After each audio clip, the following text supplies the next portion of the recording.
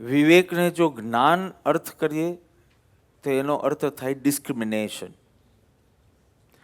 વિવેકનો અર્થ ભાન કરીએ તો એનો અર્થ થાય અવેરનેસ.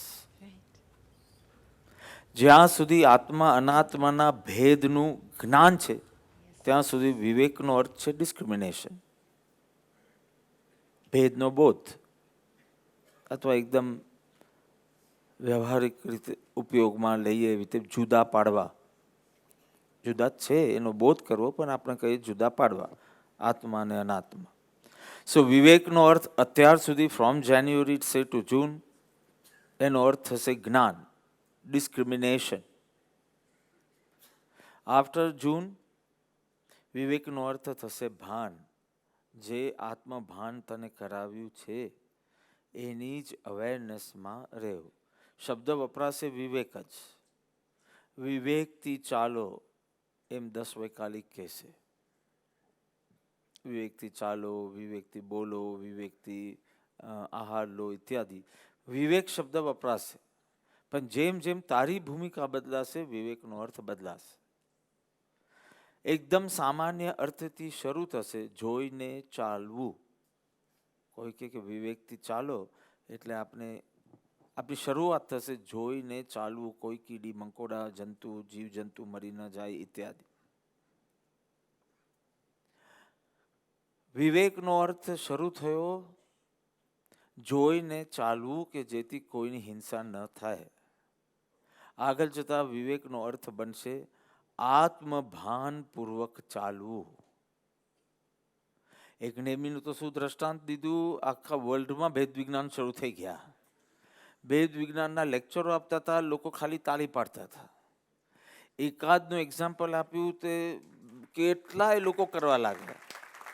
પૂનાના મુમુક્ષુ કે હું તો બોલવામાં સંકોચ કરતી હતી, મને આવું 6 મહિનાથી થાય છે. પછી ગઈકાલે કેનેડાવાળા મળ્યા અને કે હવે મને બી થવા લાગ્યું છે. પછી આ સાયકલ નથી ને તો એકદમ સ્થિર રહે ભેદ વિજ્ઞાન. So it is not a tough thing. You are getting inspired and it is coming on your surface. Your mumukshutta, your satsang is helping you out. Only one thought is needed. The choice of thought is important. મારે આ ક્ષણે આત્મભાનપૂર્વક રહેવું છે. That choice, and there's nothing. It's not a big તપસ્યા. I am bill કરવું difficult છે, ભેદ વિજ્ઞાન કરવું ઇઝી છે. શરીરમાં આહાર હોય અને પછી એનાથી આપણે છૂટા થવાનું, કેટલું સિમ્પલ.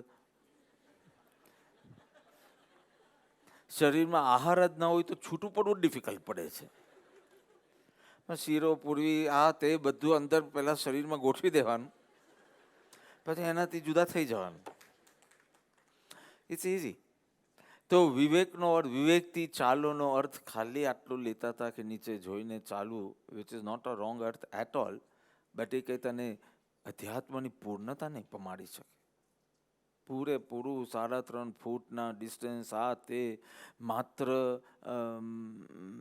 વિકલેન્દ્રિય એટલું નહીં, એકેન્દ્રિય આદિ પણ કોઈની હાનિ ન પામે, ઘાસ પણ ન ચલાઈ જાય, આ બધું જ ઓટોમેટિક થશે જો આત્મભાનપૂર્વક થશે.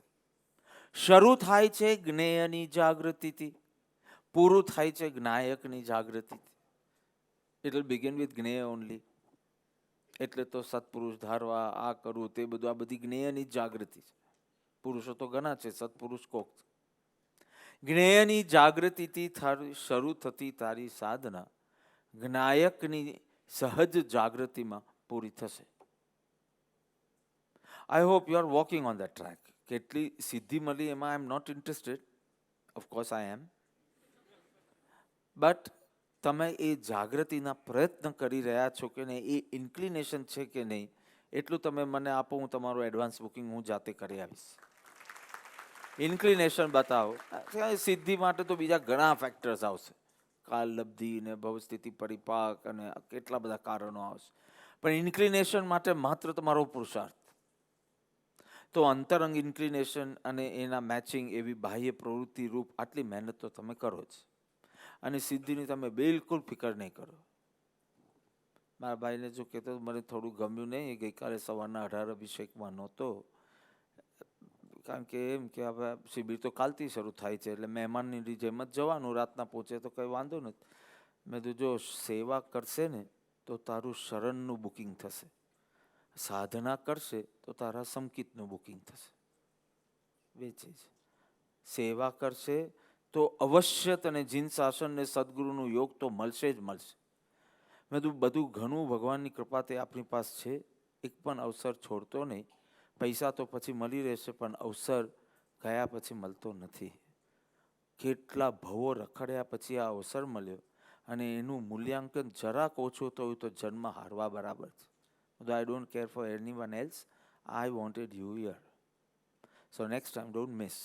Half a day is also very important because એ એક ક્ષણના ભક્તિના ભાવમાં ક્યાંક તું આ ભાવના બધા કર્મ ખપાવી દેશે. પણ એના માટે you have to go on doing doing doing doing. You cannot સે lectures is not your sadhana and life. Even bhakti is your life. So don't think કે ભાઈ લેક્ચર તો કાલથી શરૂ થાય ને સત્સંગ તો સારું કાલ એમ તો પેલા ભલે આજે આવ્યા હોય પણ તારે તો આવી જવું તું ને. કારણ કે ભગવાનનું આપેલું ઘણું છે, બધું આમ તેમ મૂકીને આરામથી આખું જીવન વી કેન ડિવોટ. તો શરણથી સેવાથી શરણનું બુકિંગ થાય અને સાધનાથી સંકિતનું બુકિંગ થાય. ખાલી સેવા કરવાથી સંકિતનું બુકિંગ, ઓફકોર્સ હવે તમે એવી પાત્રતા એવી જાગૃતિપૂર્વક સેવા કરો તો એનાથી બી થાય, પણ દેટ મીન્સ સાધના. દેટ ઇઝ સાધના. જાગૃતિ ઇઝ સાધના. તો વિવેકથી ચાલો, જ્ઞેયની જાગૃતિ. પણ જેવી તું જ્ઞેયની જાગૃતિ કરે સાધના પૂરી નથી થઈ જતી. આત્મભાનપૂર્વક જ્ઞાયકની જાગૃતિ સાથે એ તારી સાધના. જો નિયમો તમે લો ને બહુ સારી વાત છે, પણ એટલું તો સૂચવે છે કે તમે અંધ છો. કારણ કે અંધ વ્યક્તિને નિયમ લેવો પડે કે મારે દિવાલ સાથે ભટકાવવું નથી અને દરવાજાથી બહાર નીકળવું છે. એવો નિયમ કોને લેવો પડે? જે અંધ હોય. જે દેખતો હોય ને એ એમ જ કરે. એ માથું એનું ભટકાય નહીં, એને દેખાય કે આમ જઈશ તો માથું ભટકાશે એટલે આમ જ જાય. એને કયો નિયમ લેવો પડે? એટલે નિયમ લો છો એ બહુ સારું છે, પણ એ પણ બતાવે છે કે નિયમ લેનાર હજી અંધ છે, એટલે એને નિયમ પણ લેવો પડે છે. દેખતા માણસને કહો કે પહેલાં તમે નિયમ લો કે તમે દરવાજાથી જ બહાર નીકળશો. એની આંખ છે એ જ બતાડે છે કે એના પગ ત્યાં જ જશે. એની પાસે બીજો ઓપ્શન કે વિકલ્પ નથી. એટલે અંધ હોય તો નિયમ લેજો, પણ નિયમ લીધો એટલે તમે અંધ છો એ પણ સિદ્ધ થયું. જ્ઞાયકની જાગૃતિ છે. લોકો કહેતા હોય સારું બહુ ખવાઈ જાય છે, હવે ડાયટિંગ પ્રોગ્રામ સ્ટાર્ટ કરવો છે. પણ આ ઘડી ઘડી ડાયટ પ્રોગ્રામ કેમ કરવા પડે? સાલું ખવાઈ ગયું, ખવાઈ જાય છે. ના કરતા બી પછી સમોસો દેખાય તો ખવાઈ જાય. એક નહીં, બે નહીં, 3. ડાયટ પ્રોગ્રામ પર હતો ને અમિત શેઠ, 3 સમોસા ખાધા. સમોસા મને ખેંચે છે તો શું કરું સાહેબ? આવ્યા તો મને સમોસા, પણ મને તો કોઈ ખેંચાણ થયું નહીં. પણ તો ડાયટ, સાચું કહો કે તમને ડાયટ પ્રોગ્રામની જરૂર છે કે મનની અવસ્થા બદલવાની જરૂર છે? મનની અવસ્થા એકવાર બદલશો ને આખી જિંદગી ડાયટ પ્રોગ્રામ નહીં કરવા પડે. ને ડાયટ પ્રોગ્રામ પર જ રહેશો ને મનને નહીં બદલશો ને તો દર 6 મહિને તમારે ડાયટ પ્રોગ્રામ પર જવું પડશે. ખરી એક મહેનત કરી લો ને કે મનને જ બદલવાનું. એટલે તમે મને કહો કે એકચ્યુઅલી ત્યાગની જરૂર છે કે ભાનની જરૂર છે? તમે જે પેલું સૂપ ને સેલેડ જ ખાઈ છો, હવે તો કોઈ ડાયટ પ્રોગ્રામમાં એવું રહેતું બી નથી, પણ વર્ષો પહેલાનું આપણું માનવું હતું કે ડાયટ પ્રોગ્રામ એટલે સૂપ એન્ડ સેલેડ. મારા તો લાસ્ટ ડાયટ પ્રોગ્રામમાં ન સૂપ આપ્યો ન સેલેડ આપ્યું, બધું બંધ કર્યું હતું. નવી ફિલોસોફી ઇઝ ડિફરન્ટ. પણ તમારે છોડવાની જરૂર નથી. માત્ર ભાન આત્માનું રહે ને, હોશપૂર્ણ તમારું મન જો રહે ભોજન વખતે, તમારો મોબાઈલ તમારી પાસે હશે જ પણ ઓફ હશે. એટલે હમણાં જે બી મેસેજ આવશે ને તમને પહોંચશે નહીં. હવે 11:15, 11:30 ક્યારે પૂરું કરું છું એના પછી જ તમને ખબર. ત્યાં સુધી તમને મેસેજ આવ્યા છે એનું પણ ભાન નહીં હોય. જ્યારે તમે હોશપૂર્ણતા વિના ભોજન કરો છો ને, you don't pick up the messages sent by the body. I am full, I don't need more. એમ બોડી મેસેજીસ મોકલે જ, પણ તમે હોશપૂર્ણ નથી. તમે વાતો કરો છો, તમે બીજા જ વિકલ્પોમાં છો, તમે ખાઈ રાખો છો. કોઈ પાછું તાણ કરે છે પીરસવા માટે અને તમે નાના કરીને કે અચ્છા ચાલો થોડું આપો એમ કરીને ચલાવી રાખો છો. હોશ પૂર્ણ નથી એટલે you don't pick up the messages sent by the body to you. એટલે શું થાય? અયોગ્ય આહાર, અયોગ્ય માત્રા, અયોગ્ય રીત. એક તો અયોગ્ય આહાર, પેલા હજી દાળ કે રોટી કે એવું કંઈક દબાણ કરે એના બદલે એ સમોસાનું જ ફોર્સ કરે. તમે અયોગ્ય આહાર લો, અયોગ્ય માત્રામાં લો. જે ચટણીની જેમ લેવો જોઈએ તે તમે દાળની જેમ લો એટલી ક્વોન્ટિટીમાં.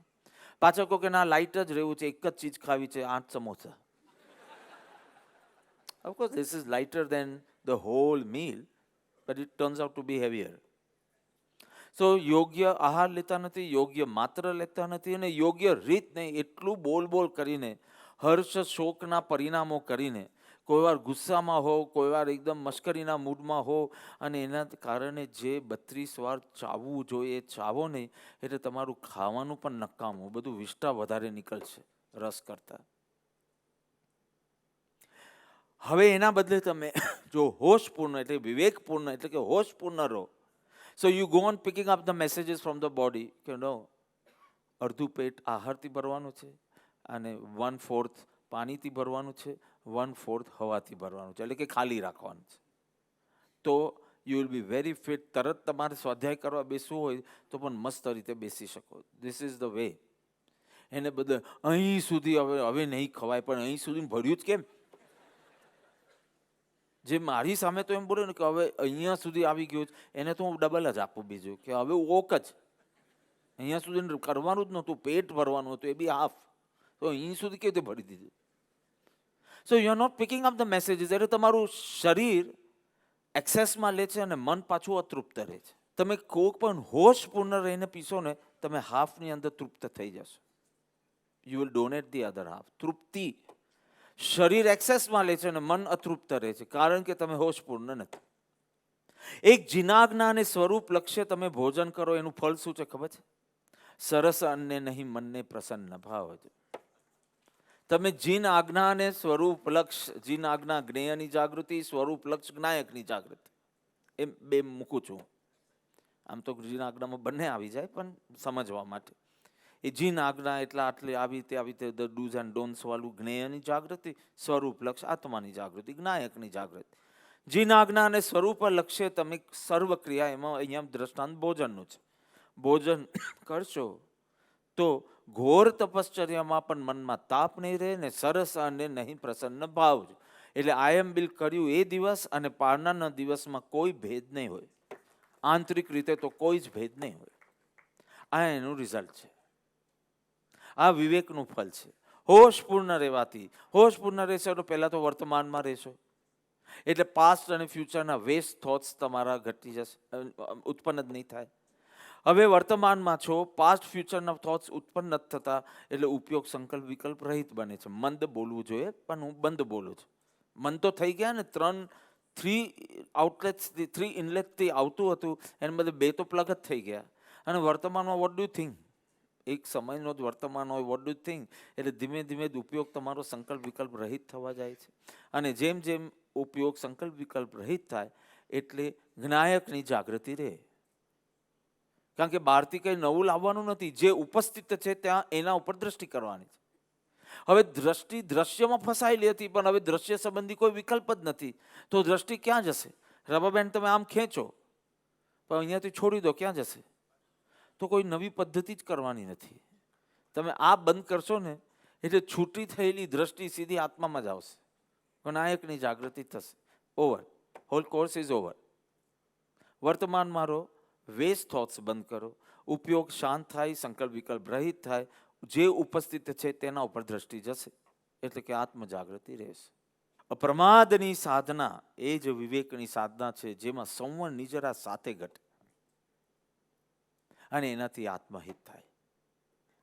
તો વિશેષ લાંબુ ન કરતા પ્રતિક્રિયા રહિત તારી જાગૃતિ થાય એવી શુદ્ધ અવસ્થામાં મૂકશે તને વિવેક. જે ઓટોમેટિક સંસ્કાર છે ને, એ મેં ભટ્ટીમાં ડિસ્કસ કર્યા, તમે લોકોને નહીં ખબર પડે, તમને લાગશે હવે આ 6થો સંસ્કાર. Past, will power and original સંસ્કાર. 5 સમજાય. હવે આ 6થું ઓટોમેટિક. ઓટોમેટિક ને પાસ્ટ, પેરેન્ટલ ને એન્વાયરમેન્ટલ, એ હવે ઓટોમેટિક સંસ્કાર બની ગયા છે. સત્સંગથી વિલ પાવરના સંસ્કારો વધારી ઓરિજિનલ સંસ્કાર પ્રગટ થશે. 3 ઓટોમેટિક થઈ ગયા છે. એ ઓટોમેટિકને સીધા મેન્યુઅલ કરો અને મેન્યુઅલ કરીને બ્રેક ઇટ ડાઉન. ઓટોમેટિક શેનું એમ થઈ કેવી રીતે જાય? એટલે ઓટોમેટિકને પાછું મેન્યુઅલ બનાવો અને પછી મેન્યુઅલ પણ તોડી નાખો. લેટ ધ ઓરિજિનલ સંસ્કાર્સ only prevail of love, peace, happiness, etcetera. So this is our વિવેકની સાધના.